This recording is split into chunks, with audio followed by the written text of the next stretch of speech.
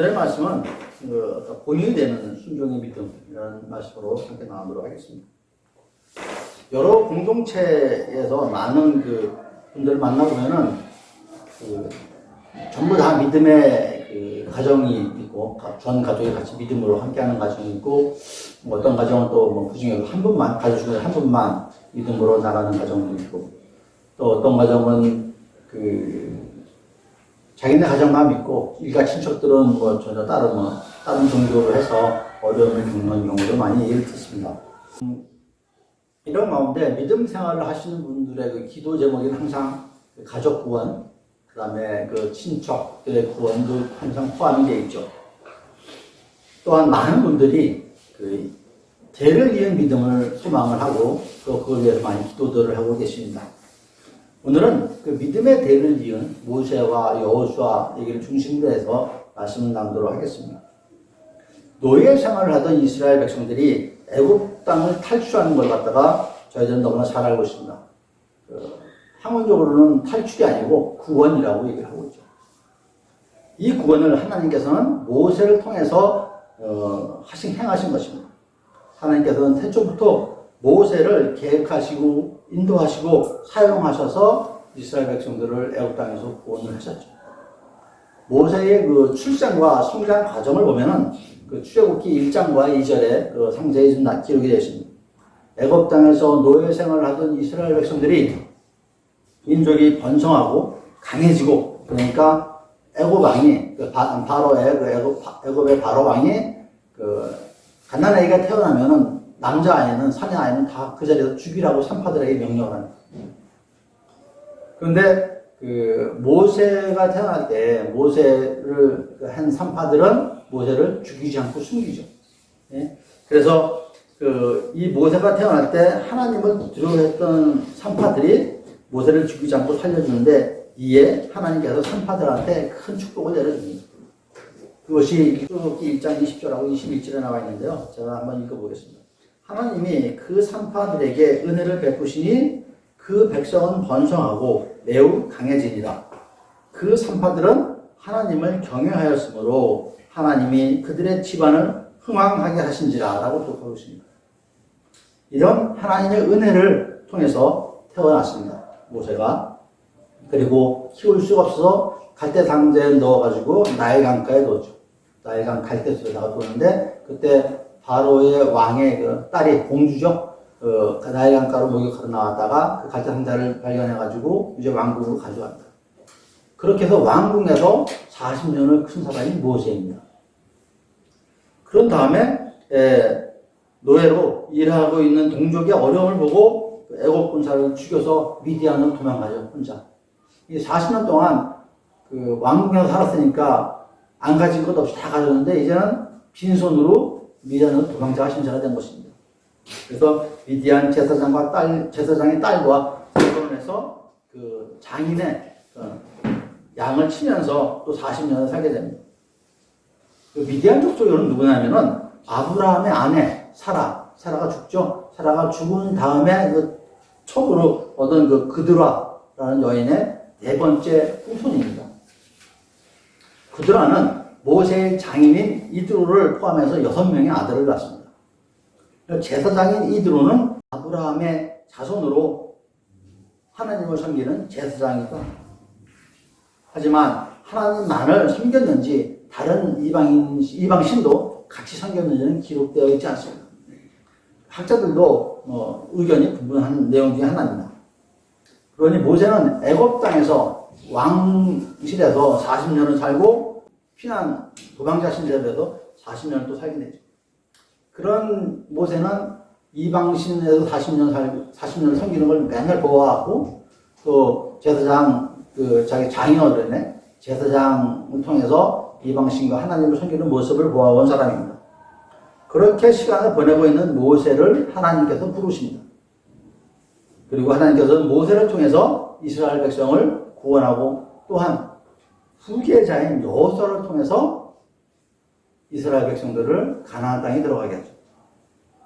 오늘은 이러한 모세와 여호수아의 얘기입니다. 먼저 나눌 말씀은 순종의 믿음에 대한 말씀입니다.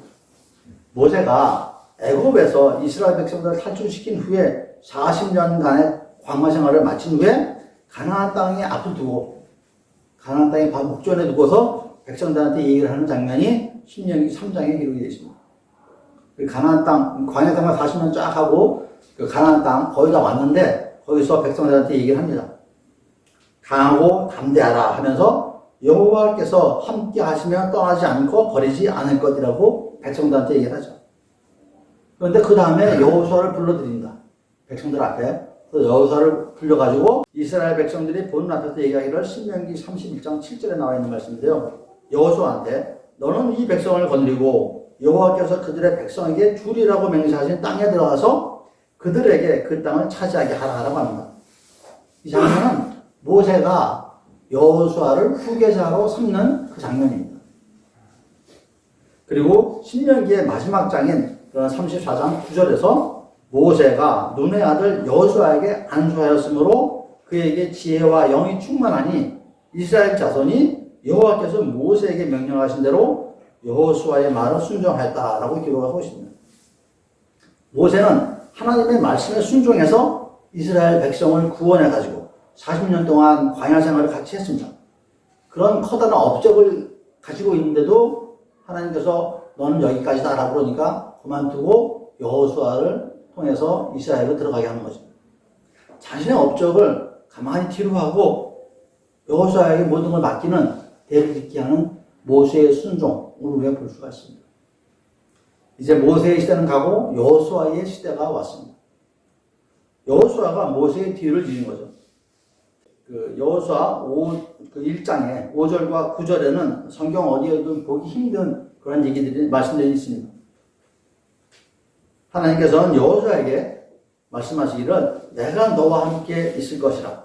내가 너를 떠나지 아니하고 버리지 아니하리라. 강하고 담대하라. 이 말씀을 반복적으로 하십니다.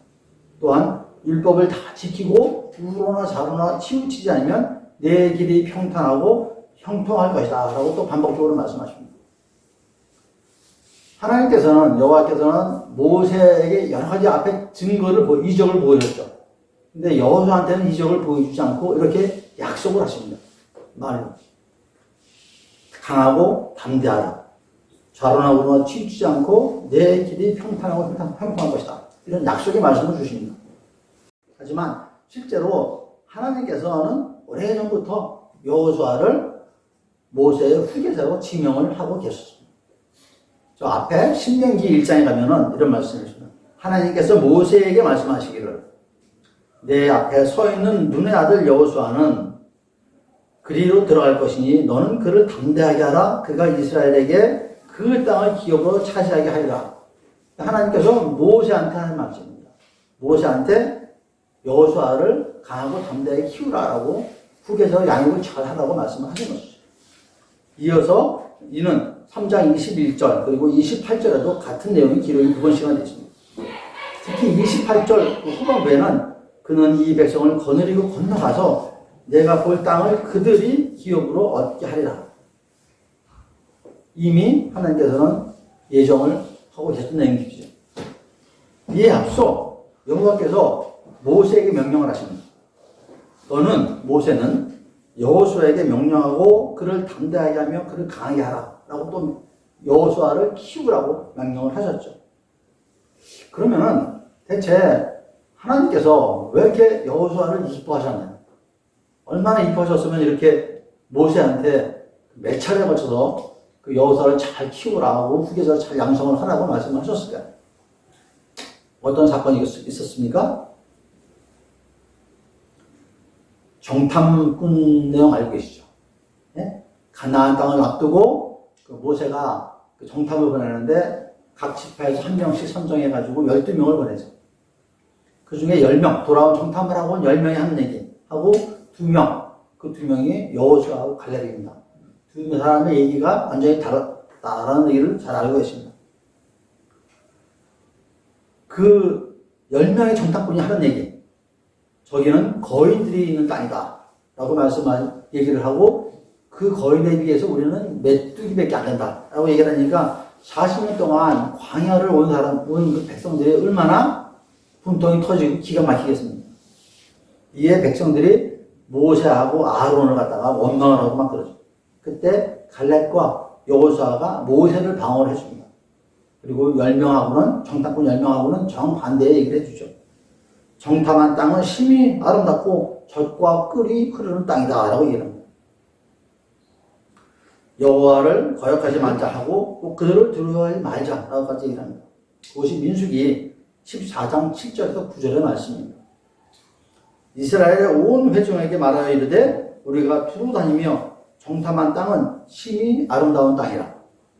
여호와께서 우리를 기뻐하시면 우리를 그 땅으로 인도하여 들이시고 그 땅을 우리에게 주시리라. 이는 과연 젖과 꿀이 흐르는 땅이니라. 다만 여호와를 거역하지 말라. 또 그 땅 백성들을 두려워하지 말라. 그들은 우리의 먹이라. 그들을 보호하는 그들에게서 떠났고 여호와는 우리와 함께 하시느니라. 그들을 두려워하지 말라라는 말씀이 있습니다. 이 갈렙과 여호수아의 이 얘기가 얼마나 담대한 얘기입니다. 실제로 자기네들이 정탐한 가나안 땅에 있는 사람들은 반유목민들입니다. 반유목민은 옛날에는 고대 시대에는 목축을 하지 않았습니까?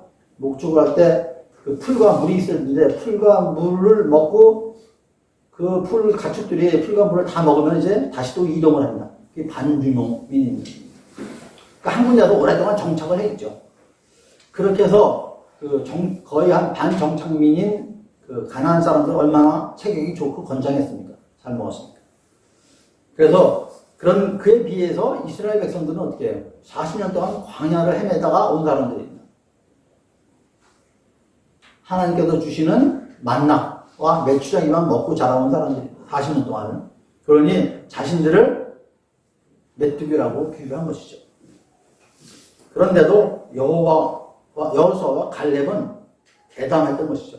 하나님을 믿는 믿음이 그러한 눈앞에 보이는 상황에 전혀 요동하지 않았던 상황입니다.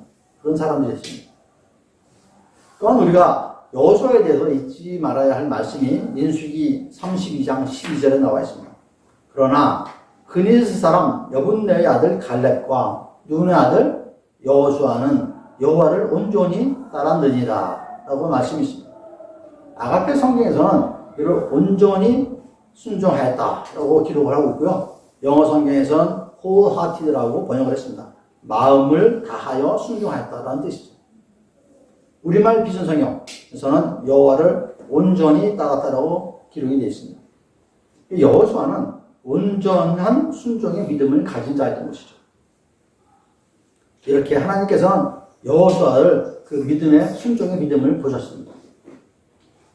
일례로 여호수아 10장 40절에 있는 말씀인데요. 여호수아의 순종의 믿음을 한번 말씀을 드리겠습니다. 이와 같이 여호수아가 그 온 땅, 곧 산지와 네겝과 평지와 경사지와 그 모든 왕을 쳐서 하나도 남기지 아니하고 호흡이 있는 자는 모두 진멸하여 가셨으니 이스라엘의 하나님 여호와께서 명령하신 것과 같았더라. 이스라엘의 하나님 여호와께서 명령하신 것과 같았더라 라고 말씀이 있습니다. 순종에는 나의 생각이 없습니다. 순종에는 나의 의견이 없습니다. 하나님의 뜻대로 행하는 것이 순종입니다. 상황을 보지 않고 하나님만 바라보는 것이 순종입니다. 말씀에 호흡하는 모든 생명을 죽이고 진멸하는 그런 참혹함이 있죠. 그런데도 하나님이 진멸하라고 명하셨으니까 진멸하는 것입니다. 이것이 순종인 것입니다.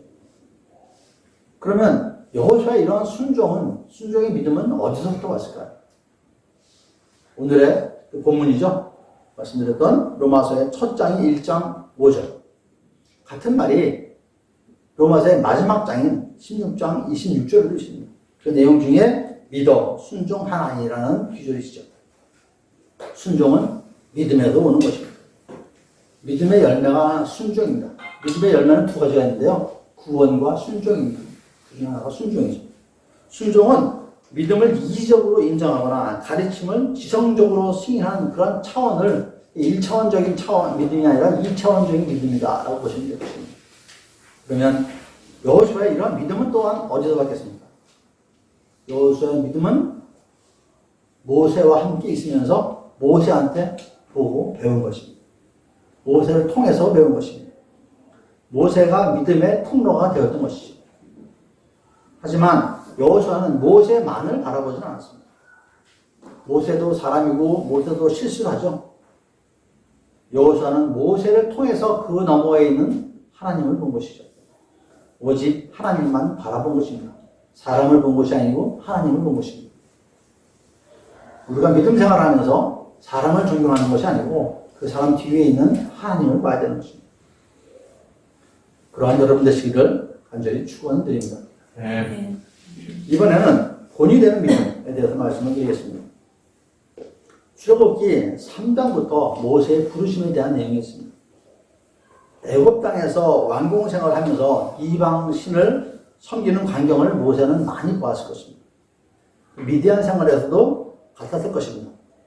가나안의 동남쪽에 위치한 미디안에서 혼자 도망자 생활을 하다가 만난 사람이 미디안 제사장이죠. 그리고 미디안 제사장인 이드로의 딸 십보라와 결혼했습니다. 모세는 장인의 양떼를 치면서 생활하게 됩니다. 핀터터리로 도망자로 왔으니까 아무것도 가진 게 없죠. 그래서 핀터터리로 와서 장인의 양떼를 친 것이죠. 태어나면서부터 40년은 왕궁에서 40년은 완전히 아무것도 없는 핀터터리의 생활을 한 것이죠. 저 높은 데 있다가 아주 바닥으로 떨어진 셈이 됩니다. 하나님은 그런 자를 갖다가 쓰시는 것입니다. 태어나서부터 그런 환경에서 자란 모세를 하나님께서 부르십니다. 출애굽기 3장 4절에 모세야 모세야 하고 부르시는데 하나님께서 모세를 부르시기 전에 어떠한 일이 있었죠? 보여주셨죠.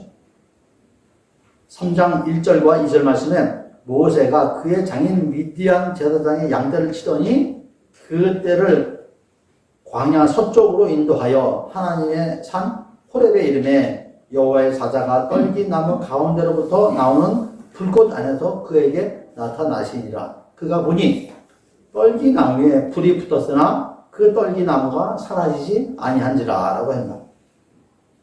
성경 구절 그대로는 모세가 양떼를 인도해서 호렙산에 간 것으로 되어 있는데 실질적으로는 하나님께서 모세를 그쪽으로 불러들으시겠죠. 하나님께서 인도하셨을 것입니다. 모세에게 하나님께서는 음성만으로 부족하다고 생각을 하셨는지 직접 보여주신 것입니다.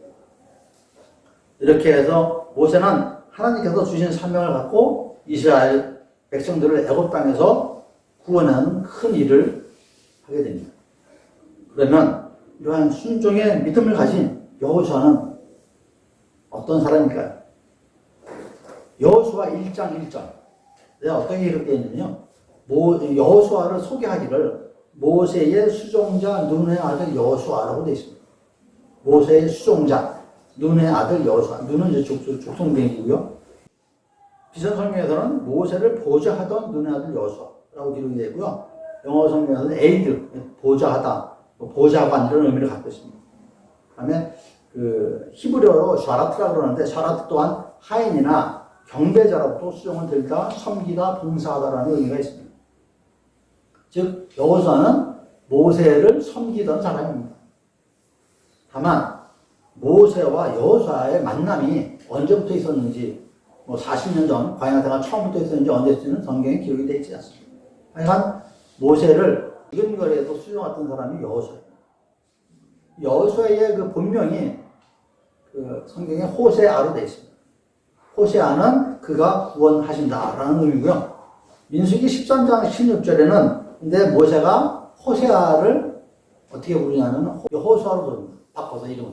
그러니까 모세가 호세아라는 이름을 여호수아 이름으로 바꿀 정도니까 상당히 친했겠죠. 오래 있었겠죠. 같이 오래 있을 겁니다.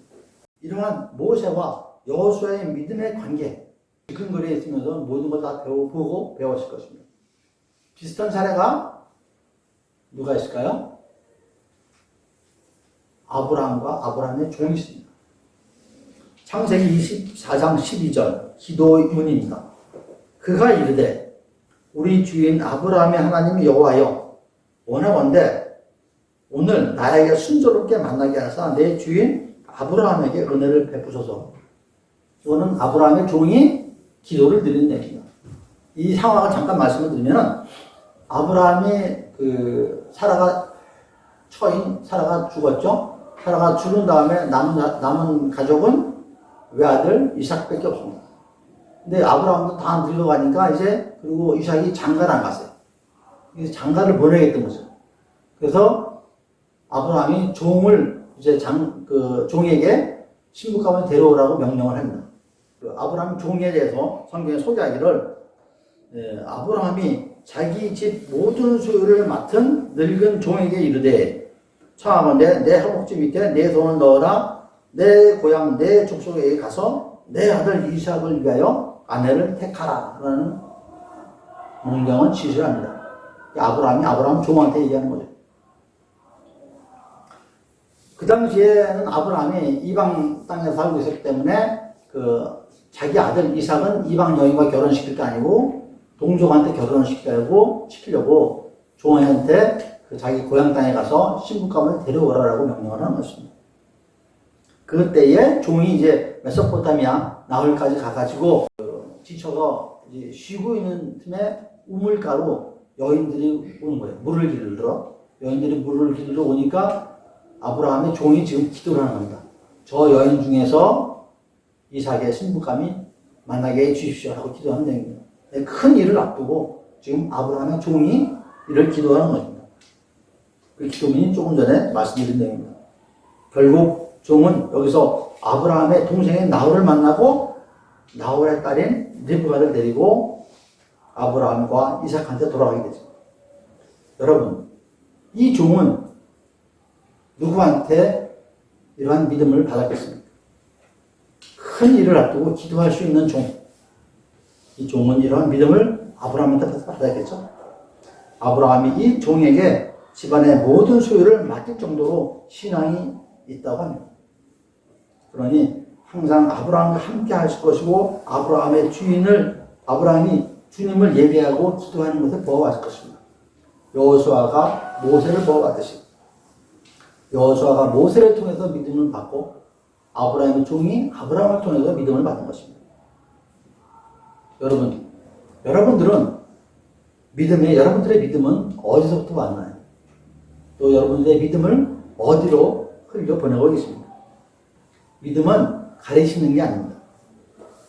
모세가 여호수아한테 아브라함의 종한테 믿음을 가르쳤다고 성경에는 없습니다. 그들은 모세와 아브라함을 통해서 그들의 삶을 통해서 믿음을 배운 것입니다. 모세와 아브라함은 본이 되어서 삶의 본이 되어서 몸으로 믿음을 전하는 것입니다. 성경에는 기록되어 있지 않지만 모세와 아브라함이 그 종들한테 말을 했을 거라고 생각합니다. 또 그들을 위해서 기도도 했을 것이라고 생각합니다. 왜 기도를 해야 하냐고요? 하나님께서 그들에게 믿음의 마음을 주셔야 믿음의 마음을 받을 수가 있는 것입니다. 모세와 아브라함이 믿음의 본이 되어도 여호수아 종에게 믿음을 받을 수 있는 마음을 주시는 것은 하나님이시죠. 내가 믿음의 마음을 열어줄 수는 없는 겁니다. 그건 하나님이 주셔야 되는 겁니다. 내 본의 삶을 통해서 통하게 하더라도 믿음의 본을 보이더라도 그들의 마음을 열게 하는 것은 오직 하나님 한 분뿐이십니다. 로마서 15장 5절 말씀에 이제 인내와 위로의 하나님이 너희로 그리스도 예수를 본받아 서로 뜻이 같게 하여 주사라는 말씀이십니다. 우리도 서로 본받아서 서로의 뜻이 같게 되어야 할 것입니다. 그게 본받는 삶, 본을 보이는 삶이 되는 것입니다. 오늘은 모세와 여호수아를 통해서 본이 되는 믿음, 순종의 믿음에 대해서 말씀을 나눴습니다. 여러분, 먼저 우리는 가정에서, 직장에서, 또 일터에서 세움을 받은 모든 자리에서 본을 보여야 합니다. 그리고 안 믿는 이웃을 위해서 기도하여야 합니다. 여러분이 모세입니다. 그리고 안 믿는 여러분들의 이웃들이 여호수아입니다. 여러분이 믿음의 통로가 되어야 하는 것이죠. 모세의 믿음을 이어받은 여호수아, 이스라엘 백성을 애굽 땅에서 구원해서 모세에 이어서 여호수아를 통해서 이스라엘 백성을 가나안 땅으로 들어가겠죠. 또한 이웃의 믿는 자들에게도 본이 되어야 합니다. 디모데전서 4장 12절 말씀인데요. 누구든지 내 연수함을 업신여기지 못하고 오직 말과 행실과 사랑과 믿음과 정절에 있어서 믿는 자에게 본이 되어라는 말씀이 있습니다. 믿는 자에게 믿음의 본이 되는 것은 그들에게 영향제를 주는 것과 같습니다. 믿는 이웃의 믿음을 더 잘 자라게 해주는 것입니다. 그래서 함께 믿음으로 성장해 나가는 것입니다. 이렇게 본이 되는 믿음으로 안 믿는 이웃을 구원의 길로 인도하고 또 믿는 이웃에게는 믿음의 성장에 영향제를 주는 저와 여러분 모두가 되시기를 간절히 축원드립니다.